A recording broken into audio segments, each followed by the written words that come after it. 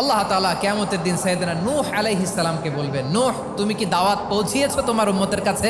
নূহ আলাইহিস সালাম বলবেন, হ্যাঁ আমি পৌঁছিয়েছি। এবার নূহের উম্মতকে আল্লাহ জিজ্ঞেস করবেন, হে নূহের উম্মতেরা, তোমাদের নবী নূহ কি দাওয়াত পৌঁছিয়েছে?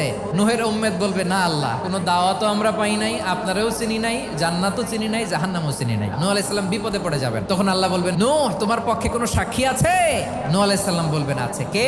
উম্মতে মুহাম্মাদি। তখন আমরা বলবো, আল্লাহর নবী নূহ আলাইহিস সালাম তিনি আপনি যা যা বলেছেন ঠিক তা তার উম্মতের কাছে পৌঁছে দিয়েছে। এবার নূহের উম্মতের সাথে আমাদের ঝগড়া লাগবে। তারা বলবে, তোমরা আসছো আমাদের হাজার হাজার বছর পরে, তোমরা কি করে জানলা? তোমাদের সাক্ষী ধর্তব্য হবে না? আমরা তখন বলবো, আমাদের কোরআনে তোমাদের নবীর নামে আল্লাহ তাআলা একটা সূরা নাজিল করেছেন, সূরাতে নূহ। দিন রাত এক করে তোমাদের কাছে তিনি দাওয়াত পৌঁছেছেন, সব আমরা জানি। আমরা যখন বলবো এই কথা, নূহের উম্মত চুপসে যাবে। তখন আমরা সত্য বলেছি কিনা এটা আল্লাহ তাআলা জানতে চাইবে বিশ্বনবীর কাছে। তখন বিশ্বনবী আমাদের পক্ষে সাক্ষী দিবেন। আওয়াজ করে বলেন আল্লাহু আকবার।